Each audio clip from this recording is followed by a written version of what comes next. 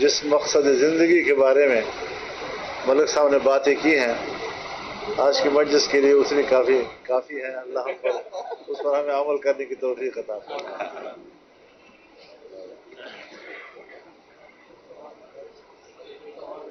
سوال ہے تو سوال جواب تو کل ہو چکے تھے سارے.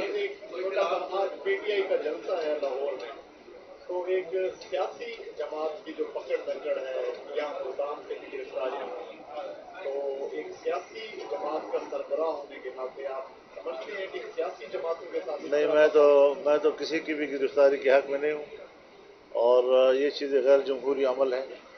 جمہوری ماحول میں اس قسم کے اقدامات اگر عمران خان کی حکومت میں ہوتے تھے تب بھی ہم نے مخالفت کی تھی. اگر آج دوسری حکومت آ گئی اور ان کے خلاف ہو رہی ہیں تب بھی ہم ایسی اقدامات کے ساتھ اتفاق نہیں کرتے. اس پر تو میں کل بات کر چکا ہوں، کافی ہو گئی. میں ملتان میں ہوں بابا، میں ملتان میں ہوں، وہ پتہ نہیں کہاں ہوں گے. کسی کا ملتان میں بھی رابطہ ہوا آپ سے؟ نہیں، میں رابطے کر رہا ہوں، میں جا رہا ہوں ویسے کوئی سیاسی صورتحال ہے سر، آپ سمجھتے ہیں کہ کس طرف پہنچ جا رہا ہے اس وقت جو سیاسی صورتحال ہے آپ اس میں کیا سمجھتے ہیں؟ دیکھیے، ہر طرف کمزوری ہی کمزوری ہے. سیاسی لحاظ سے کمزوریاں ہیں، اقتصادی لحاظ سے کمزوریاں ہیں، امن و امان کے لحاظ سے کمزوریاں ہیں، اور عام آدمی جہاں بھی ہو کسی بھی سطح پر، لیکن بہرحال ان حالات سے متاثر ہے. اور ابھی اطمینان کا ماحول نہیں پایا جا رہا ملک کے اندر. تو کہیں مہنگائی ہے، کہیں بے روزگاری ہے، کہیں تعلیم کی کمی ہے.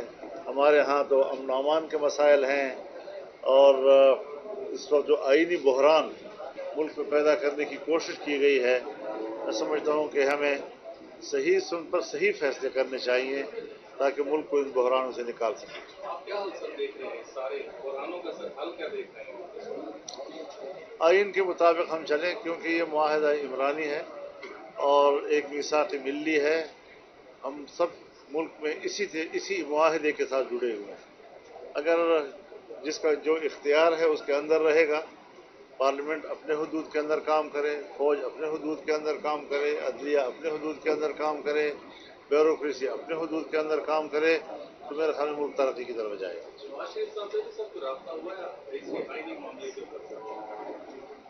بس جو معاہدے جو ہوئے تھے وہ ختم ہو گئے. ابھی کسی کا رابطہ نہیں. ایک نواز شریف کی بات کیوں کرتے؟ بس کافی ہو گئی. مستقبل قریب میں کیا یہ آئینی ترمیم جو ہے دوبارہ لائی جائے گی؟ یہ تو ان سے پوچھے جو لانے والے ہیں.